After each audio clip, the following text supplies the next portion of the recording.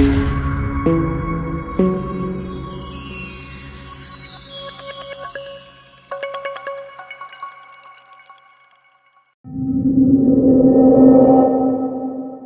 वालेकुम। उम्मीद करती हूँ कि आप खुश और खैरियत से होंगे। मेरे चैनल सच्ची कहानियाँ में खुशामदीद। इससे पहले कि मैं कहानी शुरू करूँ, आपसे हमेशा की तरह मेरी एक छोटी सी दरख्वास्त है कि मेरे चैनल को लाइक कीजिए, सब्सक्राइब कर लीजिए और बेल आइकन को क्लिक कर लीजिए। और हाँ, कमेंट बॉक्स में अपनी कीमती राय से मुझे ज़रूर आगाह किया कीजिए कि आपको मेरी कहानियाँ कैसी लगती हैं, और ये भी बताया कीजिए कि आप किस मुल्क या शहर से मेरी कहानी सुन रहे हैं। तो चलें शुरू करते हैं आज की कहानी। मैं एक ताजिर था और अक्सर बड़े बड़े कंटेनर्स के साथ जहाज़ों में सफ़र करता था। बड़े बड़े बहरी जहाज़ मुझे शुरू ही से बहुत पसंद थे। समंदर मुझे बेइंतहा पसंद था। ऐसा लगता था कि समंदर से शायद मेरी कोई पिछले जन्म की मोहब्बत है जो मुझे अपनी तरफ खींचती है। लेकिन इस दफ़ा मेरे साथ जो हुआ वो कभी ज़िंदगी में सोचा नहीं था। जिस जहाज पर मैं सफर कर रहा था वो तूफान के बायस मुकम्मल तौर पर तबाह हो चुका था और मैं दरिया की लहरों पर तैरता हुआ कई मील तक दूर निकल आया था। बहुत से मुसाफिर डूब गए थे और चंद एक बच गए थे जो मेरी ही तरह लहरों के रहमो करम पर बहते गए, और कुछ दरिया की तह में बैठ गए थे। मुझे तैरना आता था जो मैं तैरता हुआ कई मील तक निकल आया। अब दरिया के दोनों तरफ एक घना जंगल शुरू हो चुका था। अफ्रीका के जंगल से सारी दुनिया ही वाकिफ। न जाने ये कौन सी जगह का जंगल था और कोई इससे वाकिफ भी था कि नहीं, लेकिन ये बहुत ही घना और खौफनाक जंगल था।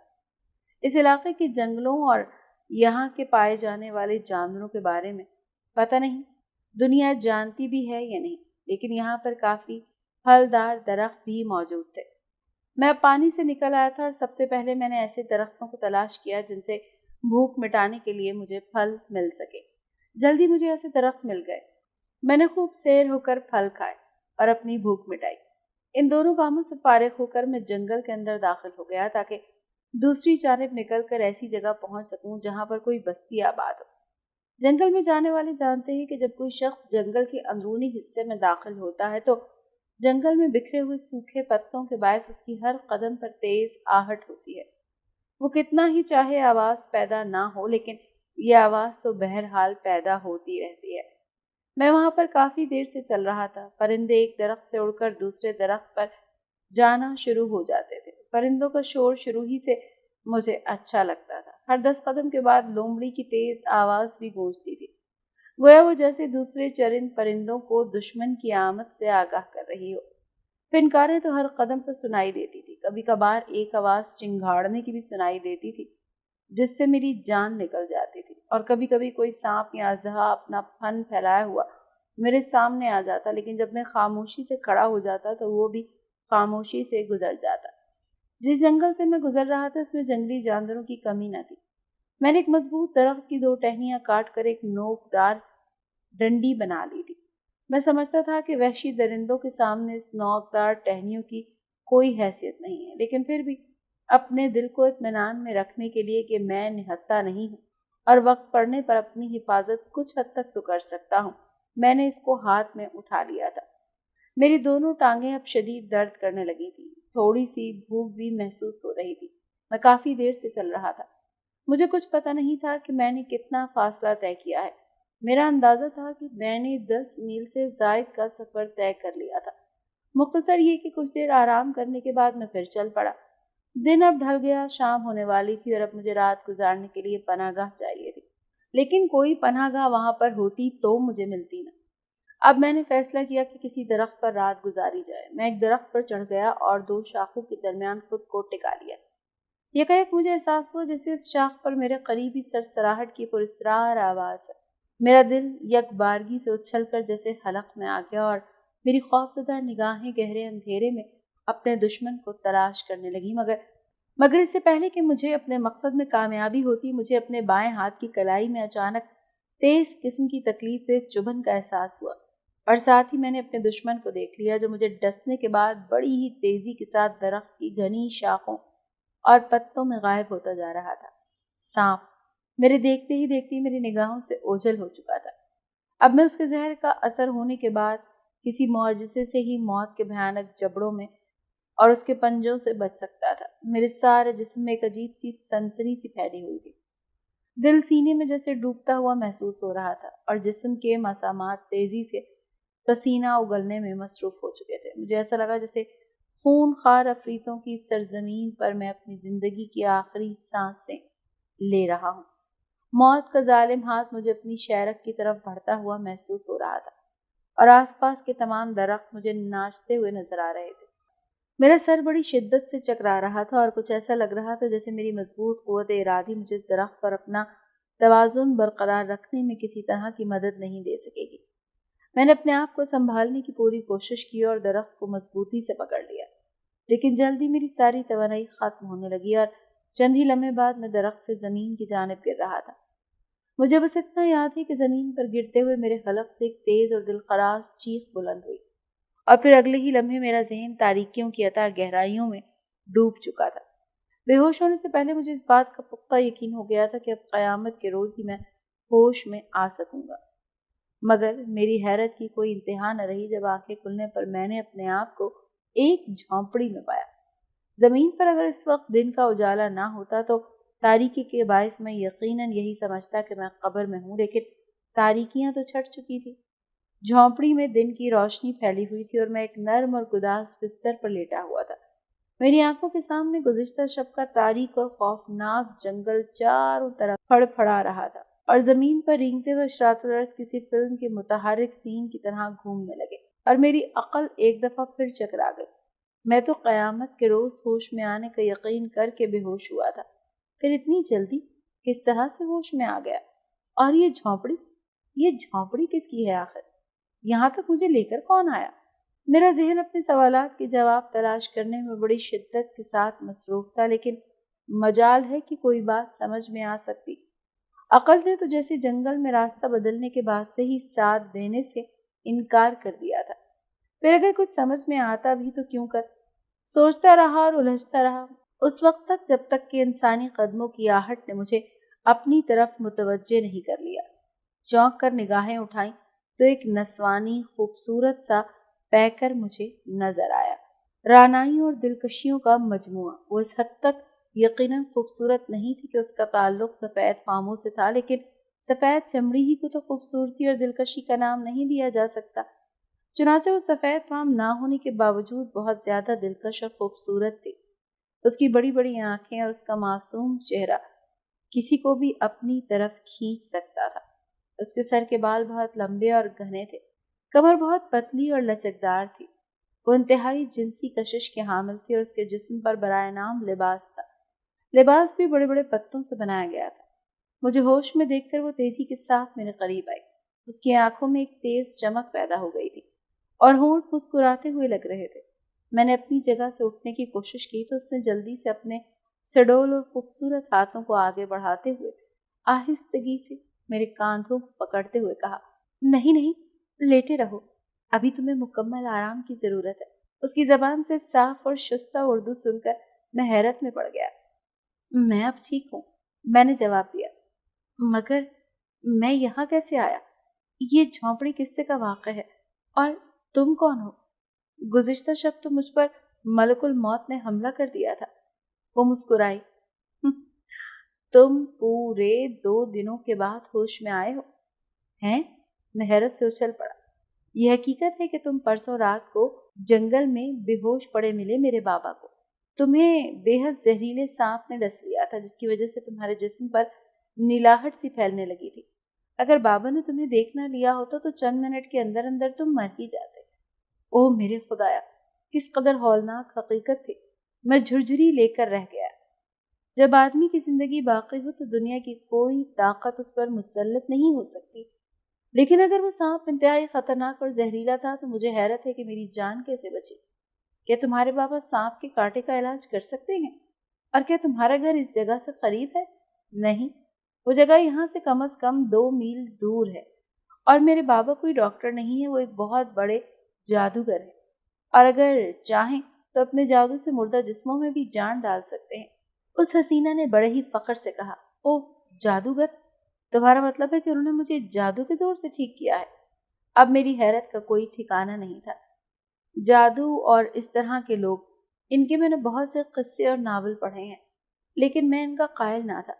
جادو اور جادوگری میرے خیال میں سب بکواس باتیں تھیں، لیکن اب میری میزبان لڑکی اس پر مصر تھی کہ اس کا باپ میری زندگی محض جادو کے بل بوتے پر بچانے میں کامیاب ہو سکا ہے۔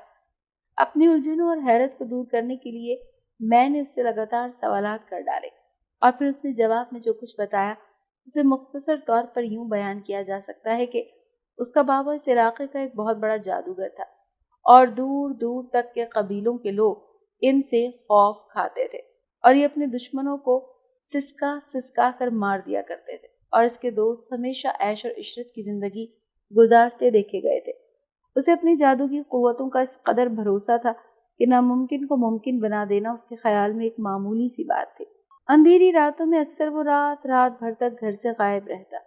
اس رات بھی وہ حسب معمول جنگل میں جا رہا تھا کہ میں اسے موت کے منہ میں جاتا نظر آ گیا، اور اس نے مجھے بچا لیا۔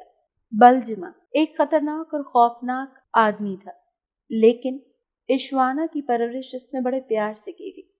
تھوڑی دیر بعد بلجمہ اندر آیا، سیاہ رنگت، پتلا سر، مضبوط جسم، بے ڈھنگا اور غیر معمولی حد سے بڑا پیٹ، گول مٹول چہرہ، سر پر چھوٹے چھوٹے سے بال، آنکھیں گول اور روشن جن میں ایک شیطانی چمک۔ بظاہر وہ ہر اعتبار سے ایک انسان نظر آ رہا تھا، لیکن اس کے باوجود بھی اس کے چہرے میں ایک بات ضرور تھی جسے انسان سے زیادہ کوئی شیطانی مخلوق ظاہر کرتی تھی۔ مجھے ہوش میں دیکھ کر اس کے موٹے موٹے اور بھدے ہونٹوں پر ایک مکروہ سی مسکراہٹ پھیلنے لگی۔ اس رات بلجمہ نے جھونپڑی سے باہر جانے سے پہلے مجھ سے مخاطب ہو کر کہا، میں ایک ضروری کام سے جا رہا ہوں بابو، ہو سکتا ہے کہ واپسی میں مجھے دیر ہو جائے یا شاید صبح تک واپس آؤں۔ بہرحال میری غیر حاضری میں اشوانا تمہارے ساتھ ہوگی، اس جھونپڑی میں تنہا۔ اس کی تیز اور چمکدار آنکھیں مجھے اپنی روح میں اترتی ہوئی محسوس ہو رہی تھی۔ میں نے جلدی سے نگاہیں ہٹا لی۔ بلجمہ نے مجھے خاموش دیکھ کر اپنے مخصوص چپتے ہوئے لہجے میں کہا، مجھے امید ہے کہ میرا مطلب سمجھ گئے ہوگے۔ میں نے تمہاری اس وقت جان بچائی جب تم موت کی دنیا میں قدم رکھ ہی چکے تھے۔ تمہیں نئی زندگی دے کر میں نے تم پر احسان کیا ہے، اور شریف لوگ اپنے محسنوں کی عزت سے کھیلنے کی کوشش بھی نہیں کرتے۔ اشوانا معصوم ہونے کے ساتھ ساتھ جوان بھی ہے۔ وہ نہیں جانتی کہ مرد کا قرب کیا ہوتا ہے، لیکن وہ شباب کے نشے سے مخمور ہے، اور بھرے ہوئے جام کو چھلکانے کے لیے اسے معمولی سی ٹھیس ہی کافی ہوتی ہے۔ کیا تم سمجھ رہے ہو نا میرے دوست؟ ہاں ہاں، میں آپ کا مطلب سمجھ رہا ہوں۔ تم ذہین نوجوان ہو اور شاید شریف بھی۔ مجھے امید ہے کہ تم میری عدم موجودگی میں اشوانا کی جوانی اور معصومیت سے ناجائز فائدہ اٹھانے کی کوشش بالکل نہیں کرو گے۔ ویسے عقل مندی کا تقاضا تو یہی تھا کہ رات ہونے سے پہلے میں تمہیں روانہ کر دیتا، لیکن تمہیں ابھی مزید آرام کی ضرورت ہے۔ اس میں آپ کا شکر گزار ہوں۔ یقین کریں میں ایک شریف آدمی ہوں، اور حالات سے فائدہ اٹھانے کی کوشش میں نے کبھی نہیں کی۔ تاہم اگر آپ کو اعتماد نہیں تو میں اس وقت یہاں سے جانے کو تیار ہوں۔ نہیں، اس کی ضرورت بالکل نہیں، بس میرا احسان یاد رکھنا، اور یہ کہ تم نے میری عزت سے کھیلنے کی کوشش کی تو دنیا کی کوئی طاقت تمہیں میرے ہولناک اور بھیانک انتقام سے بچا نہیں سکے گی۔ اس جادوگر نے مجھے گھورتے ہوئے کہا، اور پھر میرے جواب کا انتظار کیے بغیر جھونپڑی سے نکل گیا۔ اس کی دھمکی آمیز گفتگو نے مجھے کافی حد تک پریشان کر دیا تھا، چنانچہ میں نے آنکھیں بند کر لی اور کروٹ لے کر سونے کی کوشش کرنے لگا۔ اشوانا اس وقت کسی کام سے جھونپڑی میں موجود تھی۔ کافی دیر گزر گئی، میں سونے میں کامیاب نہ ہو سکا۔ میرے گھاس پھوس کے بستر سے اشوانا زیادہ فاصلے پر نہ تھی کہ اچانک رات کے ہولناک سناٹے میں اس کی مترنم سی آواز میرے کانوں سے ٹکرائی۔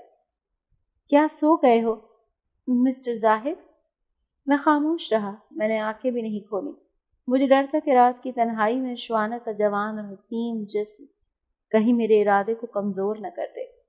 سنو نا، تم سے بات کر رہی ہوں، کیا سو گئے ہو؟ اس نے پھر سے آواز دی۔ ابھی تو ایک پہر رات بھی نہیں گزری۔ میں خاموش پڑا رہا۔ یکا اشوانا نے مجھے جھنجھوڑ کر رکھ دیا۔ اٹھو، میں تمہیں اتنی جلدی سونے نہیں دوں گی۔ میں نے ڈرتے ڈرتے آنکھیں کھول کر اس کی طرف دیکھا۔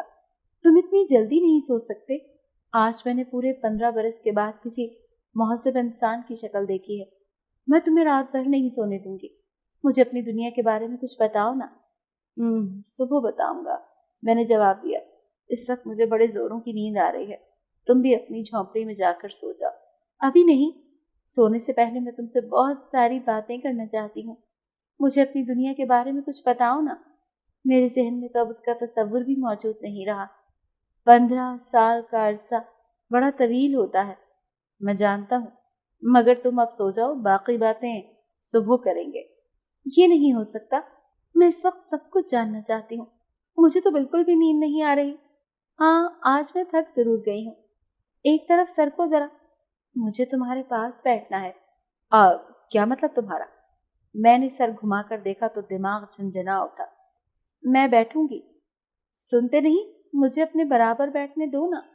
ایشوانا اپنے مختصر سے لباس کے ساتھ میرے ساتھ بیٹھنا چاہ رہی تھی اور مجھے بہت گھبراہٹ ہو رہی تھی۔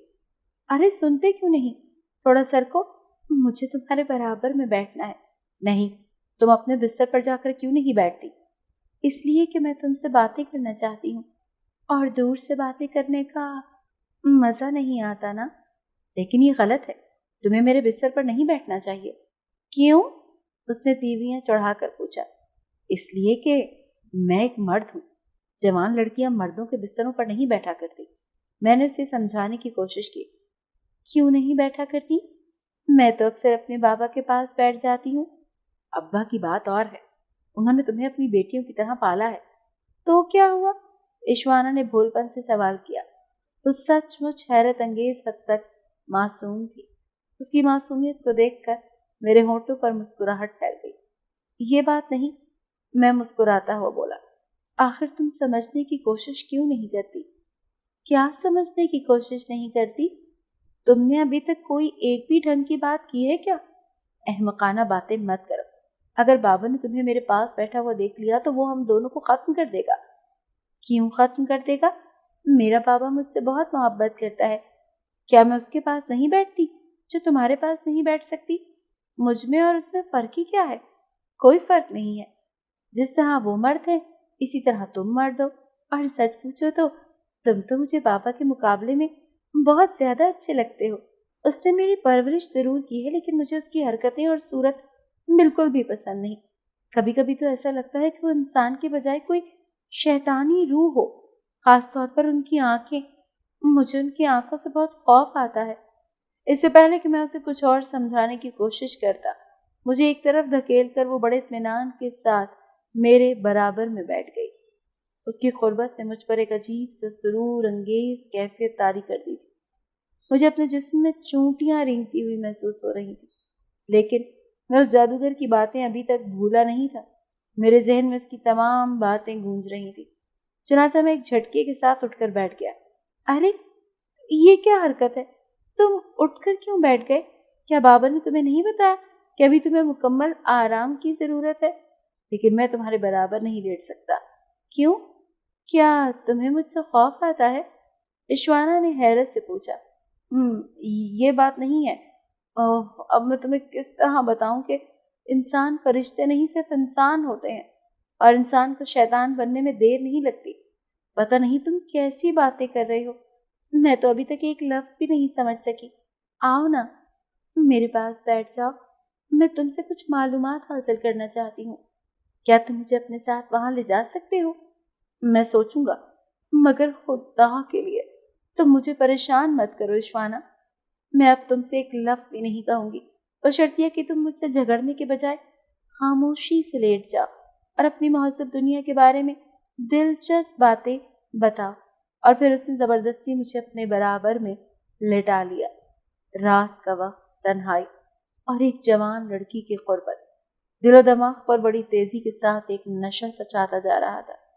میں نے خود کو سرور انگیز نشے سے آزاد کرانے کی بھرپور کوشش کی، لیکن میں اپنے مقصد میں کامیاب نہ ہو سکا۔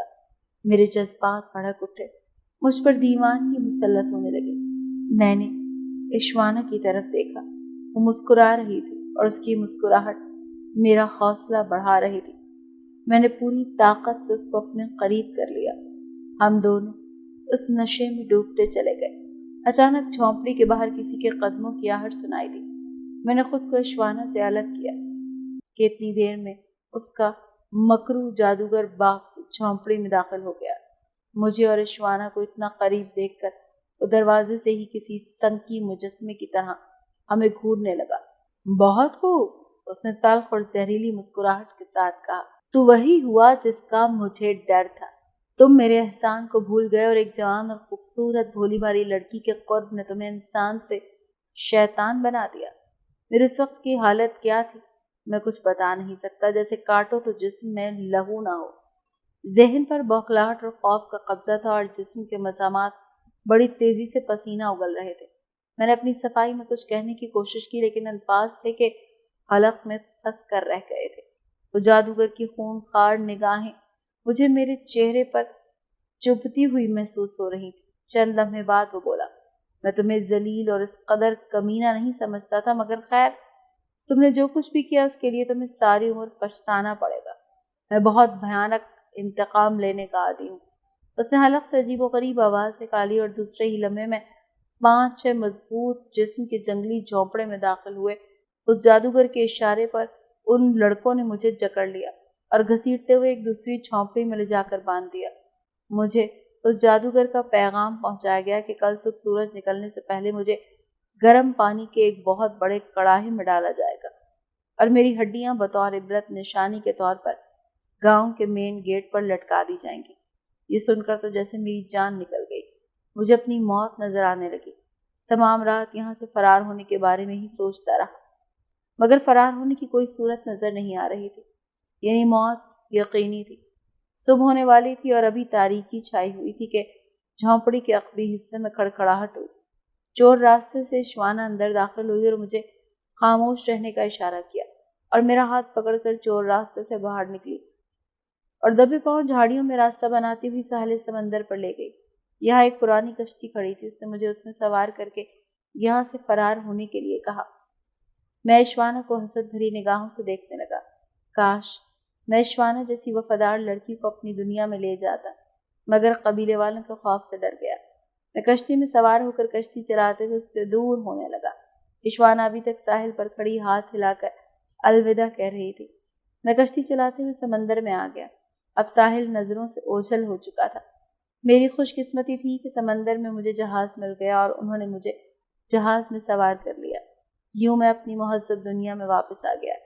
श्वाना अगर मेरी मदद ना करती तो मैं कभी भी वहां से निकल ना पाता और शायद किसी गर्म पानी के खौलते कड़ाहे में उबल चुका होता। आज भी तन्हाई में अक्सर मुझे श्वाना की याद आती है। गो के मैं उसे अपने साथ लाना चाहता था, लेकिन उसके बाप जादूगर से डर गया था। कभी कभी मुझे उसके बाप की खौफनाक आवाज़ भी अपने कानों में सुनाई देती है कि तुम जहाँ कहीं भी होगे मैं तुम्हें ढूंढ निकालूंगा और मैं तुम्हें छोड़ूंगा नहीं। न जाने ये मेरा वहम है, खौफ है, या उसका कोई जादू जो वो मेरे ऊपर अब भी कर रहा होगा।